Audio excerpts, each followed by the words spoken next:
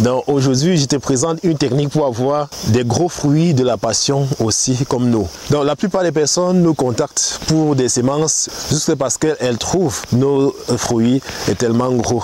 Donc il y a certaines qui nous contactent demandant seulement les semences des gros fruits que vous avez et consorts. C'est vrai que les semences sont des semences de qualité et permettent d'avoir des fruits de qualité et des gros fruits. Cependant, la semence seule ne fait pas le travail. Il y a des techniques aussi à appliquer pour pouvoir avoir ce genre de résultats. Donc, je vais vous donner une stratégie pour avoir des gros fruits, même si vous n'utilisez pas notre semence. Voilà, la technique en question vous permettra d'avoir un certain calibre quand même de fruits, même si ça n'atteint pas forcément la taille de nos fruits ici, ça sera quand même moyen. Voilà, il faut préciser que ici, pour avoir des fruits qui donnent au maximum de leur potentiel ou bien qui grossissent au maximum de leur potentiel, nous allons appliquer une technique d'entaille systématique.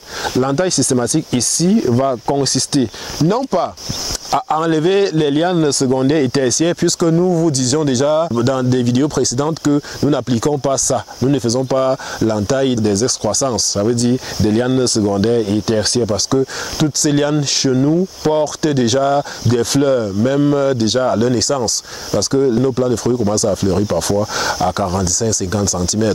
Et du coup, à cet âge-là, il y a des extensions qui sortent là, et déjà, chaque extension naît avec les boutons floraux. Pour donc booster le rendement déjà à la première année, on est donc obligé de ne pas détruire ces lianes-là, mais plutôt de les entretenir et de les conduire comme vous voyez. Donc ce plan en question, il se levait plutôt avec plusieurs lianes au lieu d'une liane principale.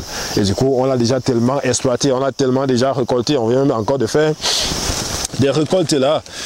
On vient encore de faire des récoltes toujours sur ces plans et sur d'autres plans qui sont ici au champ. Voilà.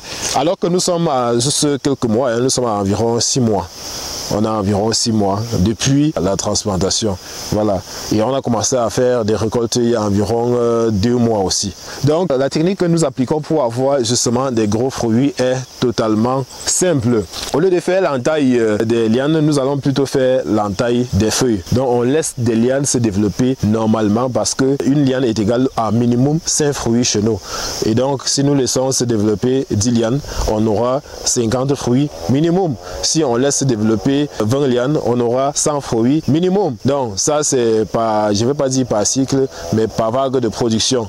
Donc nous ne faisons pas la coupe des lianes, nous faisons plutôt la coupe de ces feuilles, parce que ces feuilles, il faut préciser, lorsque la plante sent que le sol est riche, ça va aussi produire massivement des feuilles. Ces feuilles vont souvent venir bouffer les énergies allouées à nos fleurs et à nos fruits. Donc ce qu'on fait, on fait juste l'entaille de ces feuilles là.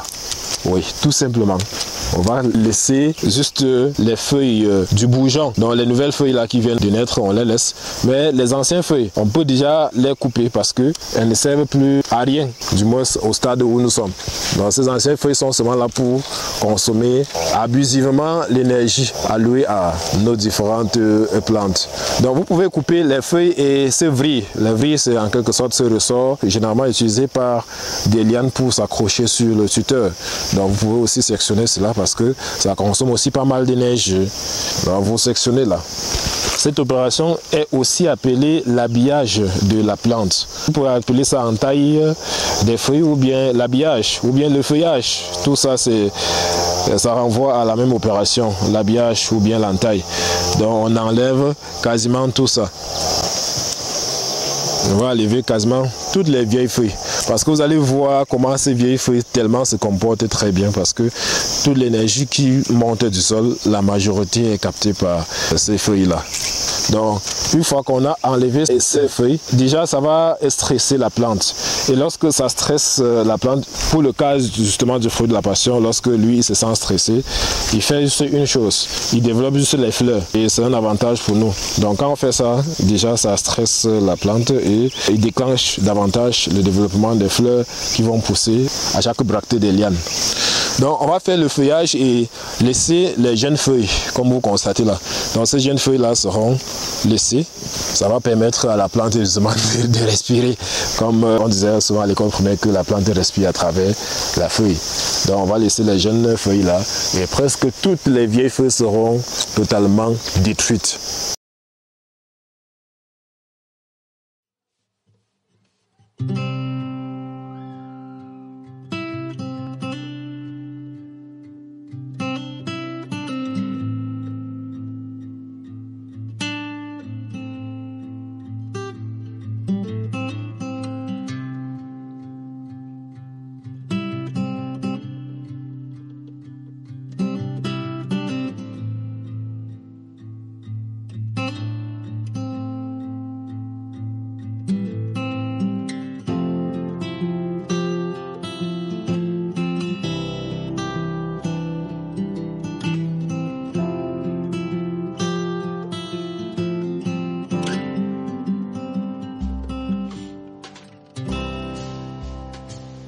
Donc, on va d'abord s'arrêter là. Mais je précise que vous pouvez encore continuer parce qu'il y a encore les feuilles adultes là-bas que vous pouvez encore enlever. Mais nous, on va s'arrêter là. Voilà. Il faut préciser que cette opération aussi booste la production de vos fruits de la passion parce que vous allez d'ores et déjà constater que ici, il y a des fleurs qu'on tendait déjà à perdre. Je ne sais pas si avec la caméra on pourra facilement voir. Il y a des fleurs ici qu'on tendait déjà à perdre parce que ces fleurs ne parvenaient plus à capter suffisamment de phosphore et de calcium qui les permettent de résister à certaines intempéries. Ceci parce que n'ayant plus suffisamment de phosphore et de calcium qui sont totalement captés par ces extensions de feuilles ou bien par cette abondance des feuilles. Donc lorsque on coupe ainsi, ça permet à ce que les nutriments ou bien la matière nutritive se trouvant au sol puisse directement monter et puisse être captée par des fleurs. Vous voyez là qu'on perdait, ça c'est une fleur déjà perdue, cette toile là n'est plus que l'ombre d'elle-même. On a déjà perdu cette fleur et donc l'opération qu'on vient de faire au moins va donner la chance à ces nouveaux boutons floraux qui sont en train de se développer là, de pouvoir nous donner une fleur comme celle-ci. Vous voyez là, elle est déjà en plein développement. Voilà. L'opération justement de cette entaille ou bien de l'opération d'habillage qu'on vient de faire va nous permettre d'une part d'avoir des gros fruits et d'autre part de booster notre production, c'est-à-dire d'avoir au maximum des fleurs qui vont justement résister afin de donner plus tard des fruits. Je dis et je répète, vous n'êtes pas obligé de détruire des lianes comme beaucoup ont l'habitude de faire. Si vous avez justement la bonne technique de production et vous avez la bonne semence, vous n'êtes pas obligé de détruire vos plantes secondaires. Vous pouvez laisser votre plant à partir du sol donner naissance de plusieurs excroissances et vous conduisez ces excroissances vers un bon tuteur. Ça permettra à ce que si au départ vous avez une liane secondaire qui est susceptible de vous donner peut-être 4 à 5 fruits dans un premier temps et que vous laissez développer 4 lianes tertiaires ou bien secondaires ainsi de suite, vous aurez par la suite le nombre donné par la liane primaire multiplié par 4 ou bien par 5. Ça c'est à la première saison. Donc ne coupez plus vos lianes secondaires pour jeter, laissez-les se développer et laissez-les fleurir. Ça c'est si vous avez des trucs précoces, ça c'est si vous avez des plants précoces ou bien les semences précoces.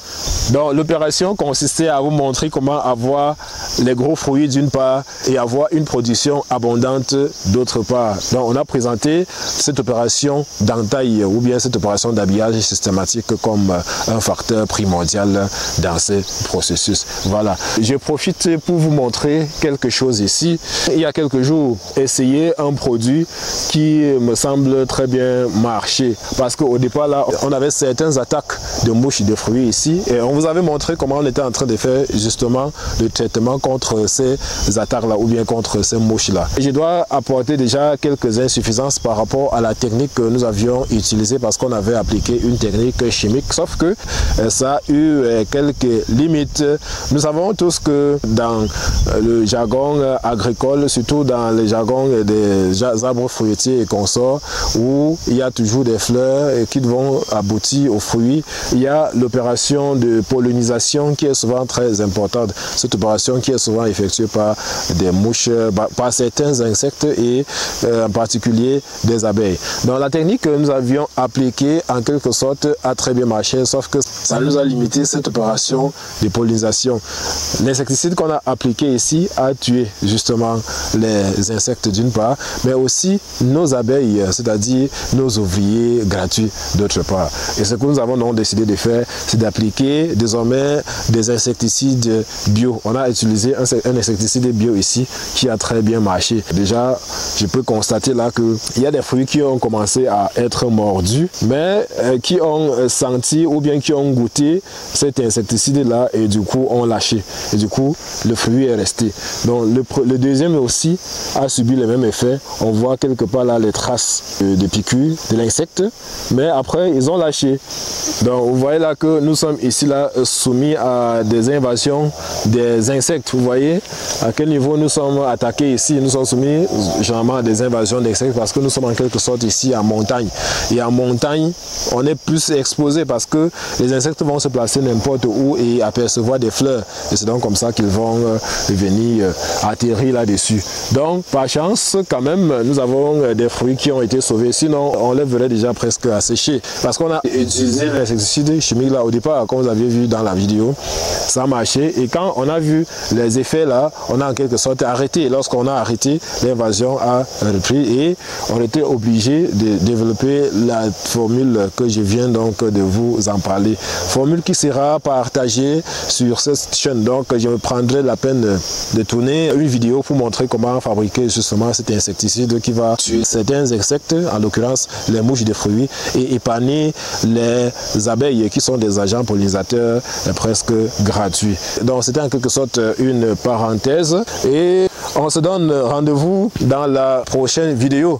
Vous pouvez jeter un coup d'œil en haut là, vous voyez comment nous avons mis nos épouvantails pour éradiquer nos amis singes. Je précisais justement que cette opération n'a pas marché. Donc regardez ce que je disais tout à l'heure. Voici en quelque sorte un fruit.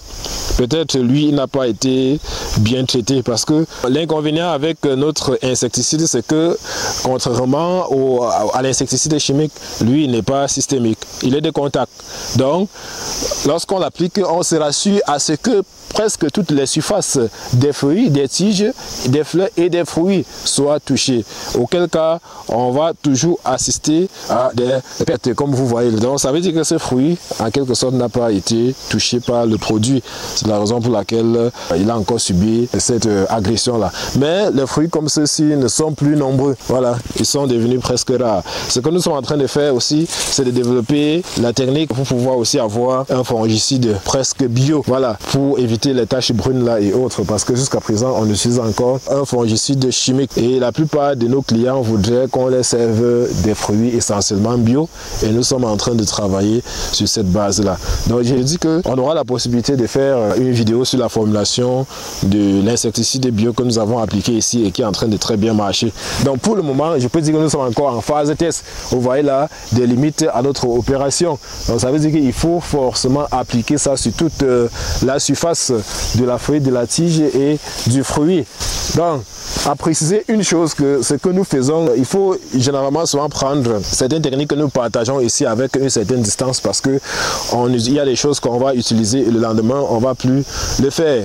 Voilà, il y a des choses qu'on va appliquer et ça aura certaines répercussions et le lendemain on va changer. Toujours prendre des choses que nous disons ici avec une certaine distance. Beaucoup vont demander alors pourquoi vous partagez si vous n'êtes pas assez sûr. On partage aussi pour aider les moins expérimentés que nous, parce que nous ne sommes pas des experts en quelque sorte, mais on a quand même une petite expérience. Donc, lorsqu'on partage, c'est pour faire aussi avancer les moins expérimentés que nous. Et c'est aussi pour évoluer, parce que lorsqu'on partage, on évolue, on grandit. Donc, on partage pour faire avancer les moins expérimentés et pour grandir. Donc, chaque fois qu'on va appliquer quelque chose, il y aura des répercussions ou bien des revers. Et s'il y a répercussions ou bien il y a revers, on prendra toujours la peine de vous dire justement comment on a fait pour pallier à ces revers. Donc, merci de vous abonner à notre chaîne. Et pour ceux qui demandent la formation depuis, voilà, parce qu'il y a beaucoup de personnes qui demandent la formation depuis un certain temps. Nous avons donc décidé d'organiser justement une formation à Douala au mois de novembre prochain. Le jour n'est pas encore calé, mais ça sera à la fin du mois de novembre ou bien au début du mois de décembre. Nous allons organiser une formation. Ça sera la formation de cette année. Parce que depuis, il y a des formations que nous faisons en ligne et autres. Ça sera sera la seule formation en présentiel qu'on va organiser cette année. Ça sera à Douala. Pour ceux qui n'auront pas la possibilité d'y prendre part, on va tout faire pour que la formation soit streamée. Donc ça sera une formation détail. Voilà, une formation sur comment gagner les millions en 2025 avec le fruit de la passion. Donc la formation arrive. Comment gagner les millions avec le fruit de la passion en 2025. La formation aura lieu à Douala. Le jour n'est pas encore calé, mais ça sera au mois de novembre. Fin novembre, début décembre. Restez juste à l'écoute et on se prend dans la prochaine capsule.